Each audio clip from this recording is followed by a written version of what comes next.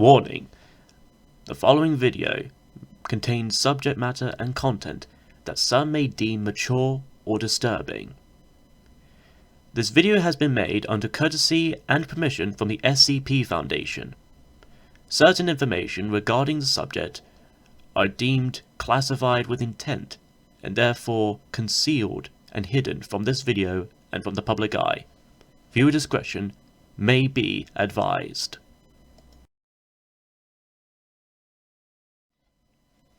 Hello curious viewers, I am Agent Maze, and this is the SCP Files, or some creepypasta files. I work for the SCP Foundation. We dedicate ourselves to securing and containing anomalies in order to protect human civilization. The SCPs that we contain are usually at 3 levels: Safe, Euclid, and Kita. Safe being, of course, that they're mostly harmless to most humans. Euclid, potentially harmful, but for the most part we don't exactly understand them, and when left alone they are of no immediate danger. And Kita, well, let's just say sometimes we have to, desperate times, go for desperate manners. So what are creepypastas? Generally, they're ghost stories from the internet, spread across the internet. Urban legends of the 21st century. The word itself is derived from the word copypasta, usually referring to a large form of text that is copied and pasted across many places and forums, mainly 4chan.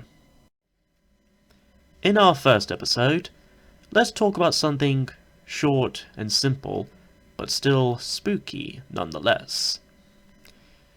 And this story is simply known as Mereana, Mordegard, Glesgorv. It's not entirely known where this name came from or what it even means. What is known is that Mereana Mordegard Glesgorv is a very short video uploaded onto YouTube among other video streaming sites dating as far back as 2008.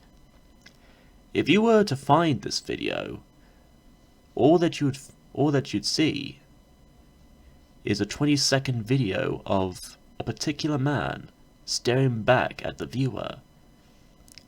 Very little to no expression, if any. Then, in the last 2 seconds, beginning to grin. And that's where the video seemed to end. However, this was only the beginning of the actual full video. As opposed to the roughly 20-second video that is currently present on the internet, the original complete video lasted for over 2 minutes, and approximately over 150 people had viewed this full video. It's not entirely known what the content actually showed and depicted after the man, but what they did see must have been horrifying, as the people who saw it apparently gouged out their eyes and posted them to the main office of YouTube, and eventually committed suicide in more ways than one. How they were able to post their eyes after gouging them, it's not entirely known. But one of these people who saw it was a staff member at YouTube, and when he saw it, he began screaming 45 seconds into the video. Soon, as a result, he was put under constant sedation and restrainment. When asked what exactly he saw, he didn't seem to recall or even remember. Just that it was traumatic. nonetheless.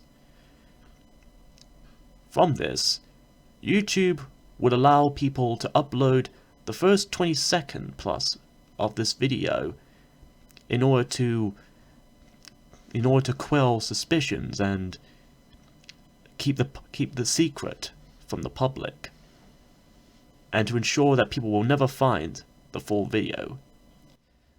The person and account that uploaded the original video was never found or identified. However, some time later, the man in the video was then identified as Byron Cortez, a citizen living in the Virgin Islands, specifically the United States Virgin Islands. And from the look of a few pictures we could find of him, he seems just as harmless in real life as he seemed to mostly be in the video itself. No interviews could be found of him, so it's not entirely known if he was in on the original video, or if someone recorded him without him knowing, and made the video we all know today. In terms of containment, this is already a unique case, because it's not exactly easy to contain in a traditional way, being a YouTube video and all, so it can be seen by the public eyes. But nonetheless, some of us agents and scientists are still curious about what and where this full 2-minute version may be.